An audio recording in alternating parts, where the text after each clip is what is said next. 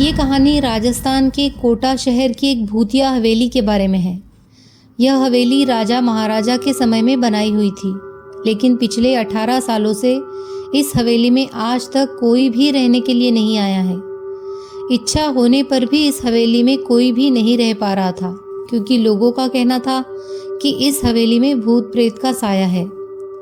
जब अजीत सिंह को इस हवेली के बारे में पता चला तो उसने तय किया कि वो इस रहस्य को जानकर ही रहेगा, क्यों लोग इस हवेली में नहीं रह पा रहे हैं। उसने मजबूत इच्छा शक्ति से हवेली में रहने की पूरी तैयारी कर ली।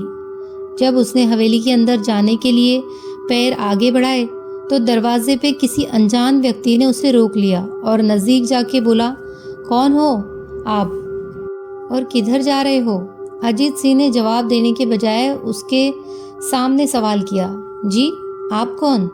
मेरा नाम अर्जुन सिंह है और मैं यही पास में ही रहता हूँ। अजीत सिंह ने कहा, ओह अच्छा, मैंने सुना है कि ये एक भूतिया हवेली है और यहाँ कोई नहीं आ पाता है, इसीलिए मैं इस हवेली में एक दिन रुकने का फैसला किया है। अर्जुन सिंह ने कहा, जी हाँ, आपने सही सुना है और आप भी अंदर मत जाइए। मेरी माने तो आप भी वापस लौट जाइए, यहाँ बहुत खतरा है।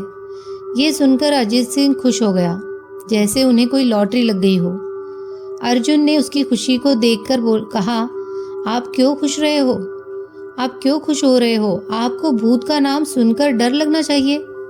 शायद आपको पता नहीं होगा कि मैं भूत प्रेत में काफ़ी दिलचस्पी रखता हूँ। अगर इस हवेली में भूत है तो मैं अंदर ज़रूर जाऊँगा और सारी सच्चाई का पता भी लगाऊंगा। इतना कहकर अजीत सिंह उस हवेली में चले गए। अंदर जाके अजीत ने अपनी बैग को साइड में रखा और हवेली के चारों ओर देखने लगा। सारे रूम भी चेक कर लिए। बाद में ड्राइंग रूम में आके सोफे पर बैठ गया। उसने वहां बैठकर दारू के 2-4 पेग भी पिए। वही अचानक उस रूम में लाइट का एक बल्ब चालू बंद होने लगा, लेकिन अजीत ने उस पर ध्यान नहीं दिया।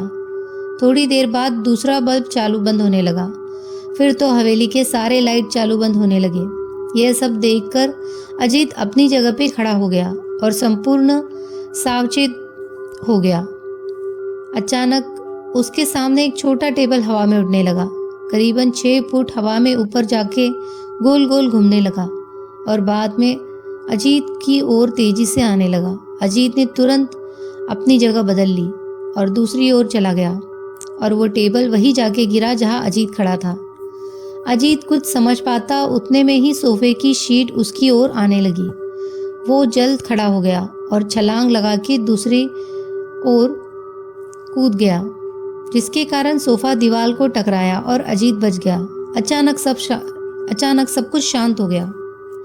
अजीत ने चारों ओर सतर्कता से देखा और बड़ी आवाज में बोला, तुम जो भी हो सामने आकर के बात करो। वही एक बड़ी परछाई उसके सामने आई। अजीत ने उस परछाई को देखकर बोला, कौन हो तुम और क्यों मुझे मारना चाहते हो? परछाई बोली, तुम्हारी भूल के कारण। अजीत ने पूछा, मेरी भूल? मैंने कौन सी भूल की? परछाई बोली, इस हवेली में आने की भूल। मैं किसी को भी इस हवेली में खुश नहीं देख सकता। अजीत ने पूछा, लेकिन क्यों? वो परछाई ने जवाब दिया, आज से 18 साल पहले इस हवेली के मालिक ने मुझे यहीं पर मार डाला था। मेरी कोई भी गलती नहीं थी। इस कारण की वजह से मेरी आत्मा इस हवेली में भटकती रहती है। मैं किसी को भी इस हवेली में नहीं रहने दूंगा, क्योंकि इस हवेली में मेरा खून हुआ था। इस हवेली में जो भी रहने के लिए आएगा उसकी मौत होगी। अजीत ने कहा, मैं तुम्हें अपने असली रूप में देखना चाहता हूँ। तुम्हें मारने से पहले मैं तेरी यह इच्छा अवश्य पूरी करूँगा। और उस परछाई ने एक भयानक दरमियाना रूप ले लिया। उसका चेहरा इतना भयानक था कि अजीत भी एक क्षण के लिए डर गया था, लेकिन दूसरे ही क्षण उसने अपने आप पर काबू पा लिया। बाद में इसने अपनी जेब में से एक सफ़ेद पाउडर निकाला और उस भूत पर फेंक दिया। भूत के ऊपर पाउडर पड़ते ही वो जलने लग गया। बड़ी बड़ी ज्वालाएं उठने लगी। वो बहुत ज़ोर ज़ोर से चिल्लाने लगा और बाद में पूरी तरह से जल गया। उसके बाद अजीत ने चैन से सांस लिया और वहीं पर सो गया। दूसरे दिन सुबह जब अजीत को सही सलामत हवेली से बाहर आते देख अर्जुन को आश्चर्य हुआ। अर्जुन ने अजीत से पूछा, तुम जिंदा कैसे हो? जब अजीत ने अर्जुन को कल रात की घटना की पूरी तरह से बताया और बोला, अब यह हवेली भूतिया हवेली नहीं रही। अगर आपको ये कहानी पसंद आई हो तो हमारे चैनल को प्लीज़ सब्सक्राइब कीजिए।